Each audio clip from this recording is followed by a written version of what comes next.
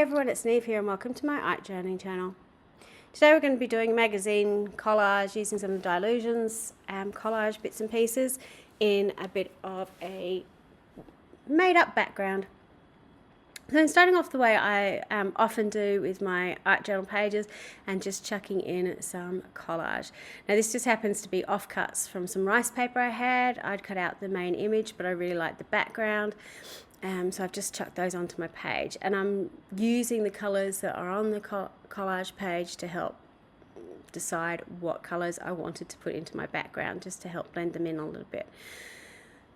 I don't necessarily mind that I'm painting over the top of the collage pieces. Basically they're just there for a bit of interest, a bit of extra oomph, something different in the background. I've also mixed in some neon-y colours, so it is really random and weird, but that's okay because I know I'm going to do something over the top, which is stencil over it. So I'm just going in with a large stencil. This one's a Stencil Girl stencil and I really like it just because it's got lots of different patterns and bits and pieces in it. It's just a random overall Mike Makey type stencil, so use anything you've got basically, but all that's going to do is it kind of just ties that background together a little bit. You can see the stenciling over the top, but it's got lots of different things in it, so it helps pull it together somewhat. And I've just sprinkled on some neon pink ink and I'm drying this off. So it is a really really graffiti type messy background. Now I'm going in with the Dylusion sheet and cutting out the pieces that I would like to use. So if you've never come across this or you're sort of new to magazine collage, this is a really good one to probably start with if you get your hands on some of these Dylusion sheets, because she's kind of done all the hard work for you. She's already decorated over the top and put some bits and pieces together.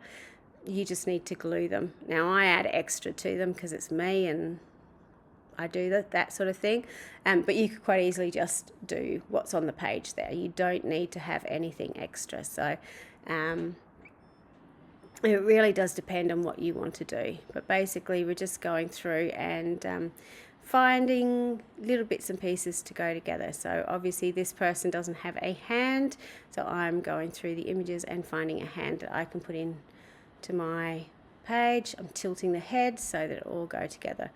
And then I'm just going to glue it into my book. So it does help when you think about your collage and what needs to go where. I work quite quickly, so my glue hasn't set by the time I need to peel stuff up. Just be aware that if you're thinking about it, changing your mind, once something's glued down, it does get quite difficult to lift it up again. So have a bit of an idea of how you want to do it. Audition the pieces on your page a little bit first to see what works, what doesn't for you. Now I'm just going in with my paint pens and colouring over the top of it. So this is a really great way to use something and to match it to your page basically. So I've used lots of yellows and blues and pinks in the background, so I'm going in with my paint pens in those colours and adding that too with a little bit of gold highlights on it as well. If you're using an ordinary magazine, you could go in and put your own pattern work over the top, change the colours, change the shapes, add weird and wonderful things onto them, blank out the eyes, add bigger eyes on, play with proportions. There's so many different things. There's a whole heap of videos on my channel too. If you look up magazine collage, you'll find all sorts of different examples. So it's just a great way, if you've got a crazy background, to add some fun to it. I tend to find when I'm doing stuff like this that I really like snarky comments and adding those to them. It's just something about magazine collage and snark.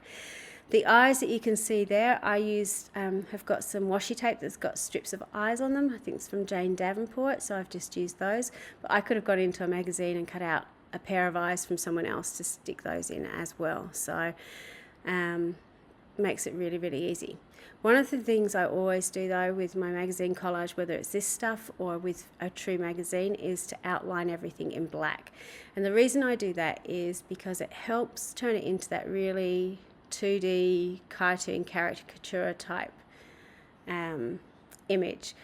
With printed images like this, you're never going to get a true black. So you can see, even though there's a lot of black on that image, the black of the pen stands out much more clearly, because you're just never going to get that true black with printing.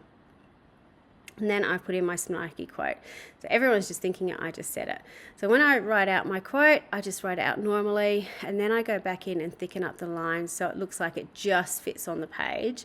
In fact, there was plenty of room around. I've just sort of made things thicker so it looks like I've really been lucky to fit it onto my page. I really like that, you know, you can end up with that effect on your journal pages. It's also a really great way to fill up the empty space.